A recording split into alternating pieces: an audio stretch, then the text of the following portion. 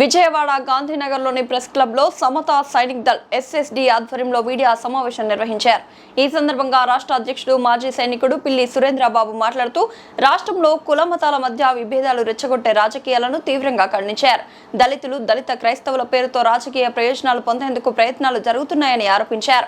అలాగే రాష్ట్రంలో దళితులు, దళిత క్రైస్తవుల సంక్షేమానికి ఏ రాజకీయ పార్టీ ఏ మేరకు కృషి చేసిందనే అంశంపై తమ అభిప్రాయాలను ప్రజలకు వివరించినట్లు తెలిపారు. ఈ సమావేశంలో పలువురు సమతా సైనిక్ దళ్ నాయకులు పాల్గొన్నారు. కానీ ఈ సౌత్ ఇండియాలో ఎంతమంది అయితే దళిత క్రైస్తవులు ఉన్నారో వాళ్ళందరూ కూడా ఏ రోజు కూడా ఆ రోజు దళిత సిక్కులకు కానివ్వండి, దళిత బుద్ధిస్టులకు కానివ్వండి ఎక్కడా సపోర్ట్ చేయకోకుండా మా కులాల్లో మా మతాల్లో వ్యత్యాసం లేదనుకుంటూ అప్పుడు సపోర్ట్ చేయకుండా ఉన్నారు. ఈ రోజు మరి ఎస్సీ హోదా కావాలని ప్రయత్నం చేస్తున్నారు, చాలా మంచి విషయం. కానీ దళిత క్రైస్తవులకు ఎస్సీ హోదా అనే పేరుతో ఎవరైతే రిటైర్డ్ జడ్జి హైకోర్టు అడ్వకేట్గా చెప్పుకోబడుతున్న జడా శ్రావణ్ కుమార్ మరి కొంతమంది బ్యాచ్ మొన్న ఏలూరులో ఒక మీటింగ్ ఏర్పాటు చేయడం జరిగింది. ఆ మీటింగ్లో దాదాపు ఒక 20 మంది మాట్లాడారు. ఎవ్వరూ కూడా అసలు సమస్య మీద మాట్లాడలేదు. అంటే దళిత క్రైస్తవులకు ఏం కావాలి, వాళ్ళకి ఎలాంటి పోరాటం చేయాలి, అది ఎవరి పరిధిలో ఉంది, ఏ విధంగా పోరాటం చేస్తే దాన్ని సాధించుకోవచ్చు అని చెప్పేసి ఒక్కడు కూడా మాట్లాడుకోకుండా వాళ్ళు వ్యక్తిగత ఎజెండా పెట్టుకొని వాళ్ళ స్వలాభాల కోసం వాళ్ళు వ్యక్తిగతంగా పైకి రావటం కోసం వాళ్ళు ఎంత బాగా తిరిగితే ఎంత పెద్ద ప్యాకేజ్ వస్తుందో, ఎంత బాగా విద్వేషాలు రెచ్చగొడితే రాబోయే కాలంలో అంత మంచి పదవులు వస్తాయన్న ఒక దురుద్దేశంతో జగన్మోహన్ రెడ్డి గారి ఆదేశాల మేరకు వైసీపీ ఏదైతే కుట్ర చేసిందో దానిలో భాగంగా ఆ రోజు అక్కడ ఉన్న ప్రతి ఒక్కళ్ళు కూడా మాట్లాడుతూ జరిగింది. ఎందుకంటే బాబాసాహెబ్ డాక్టర్ బిఆర్ అంబేద్కర్ గారు ఎప్పుడు ఆత్మగౌరవంగా బతకమని చెప్పారు. జై భీమ్ అనే ఒక నినాదం ఎంతో మందికి ఇన్స్పిరేషన్ గా ఉంటుంది. అలాంటిది అక్కడ ఉన్న ప్రతి ఒక్కళ్ళు కూడా జై భీమ్ అని మాట్లాడుతూ నీలి కండవాలు భుజానేసుకొని నీలి జెండాలు పట్టుకొని అంబేద్కరిజం అని చెప్పుకుంటూ బాబాసాహెబ్ అంబేద్కర్ గారిని అవమానపరుస్తూ అక్కడ మాట్లాడటం జరిగింది. అంబేద్కర్ గారి పేరుతో, అంబేద్కర్ గారి సంఘాల పేరుతో, జై భీమ్ పేరుతో ఈ విధంగా దళితుల్ని వేరే వాళ్ళకి దూరం చేసే ప్రయత్నం కుట్ర జరుగుతుంది. దీన్ని రాష్ట్రంలో ఉన్న దళిత క్రైస్తవులు, క్రిస్టియన్స్ అందరూ తెలుసుకోవాల్సిన అవసరం ఉంది. అసలు ఈ సమస్య దళిత క్రైస్తవుల సమస్య అనేది కేంద్రం చేయాల్సిన పని. దీనికోసం మరి నారా చంద్రబాబు నాయుడు గారు ఈ దేశంలోనే మొట్టమొదటిసారిగా ఎవరైతే హిందూ మతం నుంచి మతం మారిన దళితులు ఉంటారో వారందరికీ ఈ రిజర్వేషన్ ఫలాలు అందట్లేదని చెప్పేసి నారా చంద్రబాబు నాయుడు గారు ఉమ్మడి ఆంధ్రప్రదేశ్ లో 1999లో బీసీసీ రిజర్వేషన్ తీసుకొచ్చి ఆ రోజు దాన్ని అమలు చేయడం జరిగింది. అంటే ఈ దేశంలో ఎవరు ఆలోచించలేదు, అరే దళిత క్రిస్టియన్కి అన్యాయం జరుగుతుంది, వీళ్ళకి న్యాయం చేయాలి, వీళ్ళకి రిజర్వేషన్ కల్పించాలి, ఉద్యోగాల్లో, ఉపాధి అవకాశాల్లో, విద్యా అవకాశాలు కల్పించాలని చెప్పేసి ఎవరూ ఆలోచించిన టైంలోనే తెలుగుదేశం పార్టీ నారా చంద్రబాబు నాయుడు గారు ఆలోచించి బీసీసీ అనే రిజర్వేషన్ ఈ రోజుకి అమలవుతుందంటే దానికి కారకుడు, ముఖ్య కర్త ఎవరన్నా ఉన్నారంటే తెలుగుదేశం అధినేత సీఎం నారా చంద్రబాబు నాయుడు గారని ఈ రాష్ట్రంలో ఉన్న దళితులందరూ గుర్తు చేసుకోవాలి. అప్పుడు ఉమ్మడి ఆంధ్రప్రదేశ్ లో కూడా దళిత క్రైస్తవుల్ని ఎస్సీ హోదా కల్పించాలని అసెంబ్లీలో తీర్మానం చేసి కేంద్రానికి పంపింది నారా చంద్రబాబు నాయుడు గారు. విడిపోయిన తర్వాత మళ్ళీ ఒకసారి దళిత క్రైస్తవుల్ని ఎస్సీ హోదా కల్పించాలని 2019లో కూడా తీర్మానం చేసి పార్లమెంట్ పంపించింది నారా చంద్రబాబు నాయుడు గారు. ఇవన్నీ ఇలా జరుగుతుంటే, ఇన్ని జరుగుతున్నా కానీ ఇది ఈ రోజు సమస్య కాకపోయినా కానీ మరి రాజశేఖర రెడ్డి గారు అధికారంలో ఉన్నప్పుడు ఈ క్రైస్తవ సంఘాలు కానీ ఈ దళిత సంఘాలు కానీ ఏ రోజు కూడా మాకు ఎస్సీ హోదా కావాలని ఎక్కడా రోడ్ల మీద రాలేదు, ఎక్కడా ధర్నాలు చేయలేదు. మరి నేను క్రైస్తవుణ్ణి అని చెప్పుకుంటున్న జగన్మోహన్ రెడ్డి అధికారంలోకి వచ్చిన తర్వాత ఈ దళిత సంఘాలు కానీ క్రైస్తవ సంఘాలు కానీ ఎక్కడా రోడ్ల మీదకి వచ్చి మాకు ఎస్సీ హోదా కల్పించండి అని ఎక్కడా ఉద్యమాలు చేయలేదు. అప్పుడు గుర్తుకు రాలేదు ఎవరికి, కేవలం చంద్రబాబు నాయుడు గారి అధికారంలో ఉన్నప్పుడు మాత్రమే ఈ క్రైస్తవులు అయితే ఏదైతే ఉన్నారో దళిత క్రైస్తవులు, దళిత సంఘాలు అప్పుడు మాత్రమే. ఇదంతా ఎందుకు జరుగుతుందంటే చంద్రబాబు గారి మీద ఒక రాజకీయ కుట్ర చేయడానికి, తెలుగుదేశాన్ని ఈ దళిత క్రైస్తవులకు దూరం చేసే కుట్రలో భాగంగా ఇవన్నీ జరుగుతుంది. మీరు అందరూ విశ్లేషించండి. రాజశేఖర రెడ్డి గారు ఉన్నప్పుడు కానీ జగన్మోహన్ రెడ్డి గారు ఉన్నప్పుడు కానీ ఎప్పుడూ జరగని ఉద్యమాలు కేవలం చంద్రబాబు గారు వచ్చినప్పుడు ఎందుకు జరుగుతున్నాయి? అది కూడా పవన్ కళ్యాణ్ని టార్గెట్ చేసుకొని ఎందుకు చేస్తున్నారు అనేది రాష్ట్రంలో ఉన్న ప్రజలందరూ కూడా అర్థం చేసుకోవాలి.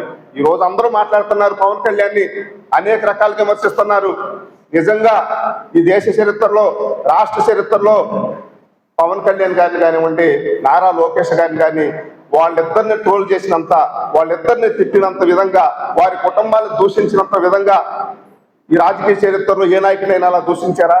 అయినా కానీ వాళ్ళు ప్రజాసేవ చేయాలి, రాష్ట్రాన్ని అభివృద్ధిలో తీసుకురావాలని చెప్పేసి అన్ని దిగమింగుకొని రాష్ట్ర ప్రయోజనాల కోసం నిలబడి ఉన్నారు. అలాంటి వాళ్ళు ఏదో ఒక్కసారి తప్పు మాట్లాడితే దాన్నే పట్టుకొని ప్రతి ఒక్కడు కూడా జైభీం పేరుతో, నీలిజెండ పేరుతో ఈ రోజు ఎలాంటి బూతులు తిడుతున్నారంటే, తిడితేనే మాకు రాజకీయ భవిష్యత్తు ఉంది అన్న ఒక ఉద్దేశం తిరుగుతున్నారు. ఎందుకనంటే ఆ రోజు ఏలూరులో సభ జరిగింది, దాని మీద కూర్చున్న ప్రతి ఒక్కళ్ళు కూడా జగన్మోహన్ రెడ్డి గారి పార్టీలో సభ్యత్వం ఉన్న నాయకులు లేదా జగన్మోహన్ రెడ్డి గారికి వెనక నుండి సపోర్ట్ చేసే సంఘాలు మాత్రమే ఉన్నాయి. కావాలంటే విజువల్స్ చూపించి ప్రతి ఒక్కరు ఏమేం పదవులు ఉన్నాయి, జగన్మోహన్ రెడ్డి గారితో ఎప్పుడు ఫోటోలు దగ్గర అన్ని కూడా ఉన్నాయి. అలాంటి వ్యక్తులు దళిత క్రైస్తవుల గురించి నుంచి మాట్లాడుతున్నాం అని చెప్పేసి వ్యక్తిగత ఎజెండా పెట్టుకొని చంద్రబాబు నాయుడు గారిని, పవన్ కళ్యాణ్ గారిని, జగన్మోహన్ రెడ్డి గారి ఆదేశాల ప్రకారం తిడుతున్నారు. దీన్ని పూర్తిగా వ్యతిరేకించాల్సిన అవసరం రాష్ట్ర ప్రజలకు ఉంది. దీన్ని అర్థం చేసుకోవాల్సిన అవసరం దళిత క్రైస్తవులకు ఉంది. ఒక్కసారి దళిత క్రైస్తవులు నిజంగా మీకు ఎస్సీ హోదా కావాలంటే పంజాబ్ లో సిక్కులు ఏ విధంగా పోరాటం చేశారో ఒకసారి ఆలోచించండి. మహారాష్ట్రలో బుద్ధిస్టులు ఏ విధంగా పోరాటం చేశారో ఒకసారి ఆలోచించండి. ఈ రోజు దళిత నాయకులు అని చెప్పుకొని, దళిత సంఘాలని చెప్పుకొని, దళిత పార్టీలని చెప్పుకొని వస్తున్న కొంతమంది మూర్ఖులు, కొంతమంది వాళ్ళ వ్యక్తిగత స్వభావాల కోసం మనల్ని రెచ్చగొడుతున్నారు. ఇది గమనించాల్సిన అవసరం ఎంతో ఉంది. ఎందుకంటే ఈ ఉమ్మడి రాష్ట్రంలో కానివ్వండి, ఆంధ్రప్రదేశ్లో కానివ్వండి, అనేక దళిత ఉద్యమకారులు, కత్తి పద్మారావు గారు, బొజ్జ తారకం గారు, గద్దర్ గారు, కలీపూరి గారు, ఇలా చెప్పుకుంటూ పోతే చాలా మంది ఉన్నారు. అనేక ఉద్యమాలు చేశారు. ఎస్సీ ఎస్టీ అట్రాసిటీ చట్టాన్ని కూడా ఈ రాష్ట్ర దళిత ఉద్యమకారులు చేయబట్టి వచ్చింది. స్పెషల్ కోర్టును కూడా సుండూరు తీసుకొచ్చారు. కానీ ఏ రోజు కూడా ఏ నాయకుడు కూడా ఎవరిని వ్యక్తిగతంగా దూషించలేదే, ఇలా బూతులు మాట్లాడలేదే, అంబేద్కర్ అని చెప్పుకుంటున్న ఎవరు కూడా ఈ విధంగా ఎప్పుడు మాట్లాడలేదే. ఇప్పుడే ఎందుకు వస్తుంది అంటే జగన్మోహన్ రెడ్డి అధికారంలో లేని ప్రతిసారి కూడా జగన్మోహన్ రెడ్డి ఏదైతే ఇష్టపడతారో, జగన్మోహన్ రెడ్డి ఏదైతే పథకం ప్రకారం చేస్తాడో దాన్ని అమలు చేయటం ఈ దళిత సంఘాల యొక్క లక్ష్యమా? ఈ దళిత ప్రజలకి, ఆంధ్రప్రదేశ్ ప్రజలకి చెప్పాల్సిన అవసరం ఉంది. ఇవన్నిటిని దృష్టిలో పెట్టుకొని దళిత క్రైస్తవులు ఎవరైతే ఉన్నారో నిజంగా మీకు న్యాయం చేయాలంటే అది కూటమి ప్రభుత్వం చేస్తుంది. ఎందుకంటే 2022 తర్వాత మాత్రమే రిటైర్డ్ ప్రధాన న్యాయమూర్తి జస్టిస్ బాలచంద్రన్ గారి ఆధ్వర్యంలో ఒక కమిటీ ఏర్పాటు చేయడం జరిగింది. ఆ కమిటీ దగ్గరికి గత ప్రభుత్వం ఉన్నప్పుడు ఎవరైనా వెళ్ళారా? ఎవరు లేదు.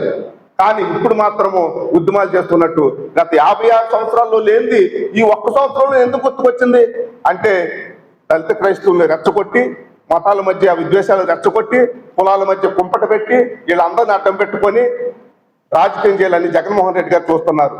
గత ఎలక్షన్లో ఘోరంగా ఓడిపోయి 11 సీట్లు పరిమితమైన తర్వాత ఏం చేయాలో తెలియని పరిస్థితుల్లో జగన్మోహన్ రెడ్డి గారు ఈ రోజు దళితుల్ని, మైనార్టీల్ని, కులాల్ని అడ్డం పెట్టుకొని, శవాలను అడ్డం పెట్టుకొని రాజకీయం చేస్తున్నారు. దీన్ని రాష్ట్ర ప్రజలందరూ గుర్తించాలి. జగన్మోహన్ రెడ్డి గారికి ఆయన సపోర్ట్ చేస్తున్న ప్రతి ఒక్కరిని కూడా వ్యతిరేకించాల్సిన అవసరం ఉంది. ఈ రాష్ట్రాన్ని అభివృద్ధిలో ఎవరు ప్రయాణింపజేస్తారో, ఈ రాష్ట్రం యొక్క దళిత ముస్లింల భద్రతకు ఎవరు కట్టుబడి ఉంటారో, ఈ రాష్ట్రంలో మంచి ఆలోచనతో ఎవరు పనిచేస్తారో, ఈ రాష్ట్ర అభివృద్ధి కోసం ఎవరు పనిచేస్తారో మీరు ఆలోచించి నిర్ణయం తీసుకోవాల్సిన అవసరం ఉంది. ఎప్పుడు కూడా ఈ రాష్ట్రంలో ఇలాంటి అల్లర్లు ఎక్కడా చూడలేదు. పెద్ద ఎన్నో ఉద్యమాలు జరిగినాయి. కానీ ఎప్పుడూ కూడా ఇలా కులాల మధ్య రెచ్చగొట్టుకొని, మతాల మధ్య రెచ్చగొట్టుకొని జాతీయ స్థాయికి వెళ్ళే విధంగా ప్రతిరోజు తిట్టుకునే విధంగా ఎప్పుడూ జరగలేదు. ఇంత నీచమైన రాజకీయం ఈ రోజు ఆంధ్రప్రదేశ్లో జరుగుతుందంటే ఒక ఆంధ్రుడిగా సిగ్గుపడాల్సిన అవసరం ఉంది. జగన్మోహన్ రెడ్డి గారు మీరు ఇప్పటికైనా బుద్ధి తెచ్చుకోండి. ప్రజలకు ఏం కావాలో న్యాయంగా పోరాటం చేయండి, ప్రజా సమస్యలను వివరించండి, ప్రభుత్వం దృష్టికి తీసుకురండి. జగన్మోహన్ రెడ్డి గారికి సపోర్ట్ చేస్తున్న దళిత సంఘాలు కానివ్వండి, క్రైస్తవ సంఘాలు కానివ్వండి, ప్రతి ఒక్కరు కూడా ప్రభుత్వం తప్పు చేస్తే ప్రశ్నించండి. సమస్యను ప్రభుత్వం దృష్టికి తీసుకెళ్ళండి. ఏ విధంగా పోరాటం చేయాలో ఆ విధంగా చేయండి. వాటన్నిటిని పక్కన పెట్టి వ్యక్తిగత కారణాలతో దోషాలతో కనుక మీరు ఉద్యమాలు చేస్తే మీరు చేయటమే కాకుండా ఎవరైతే అన్యాయానికి గురవుతున్నారో వాళ్ళు మరింత అన్యాయానికి గురి చేసే అవకాశం ఉంది. కాబట్టి మీరు అందరూ అర్థం చేసుకోవాలి. అందుకే ఈ రోజు ఈ రాష్ట్రంలో ఏ దళిత క్రైస్తవుడు కూడా ఈ నాయకుల చుట్టూ రావడానికి భయపడిపోతున్నారు.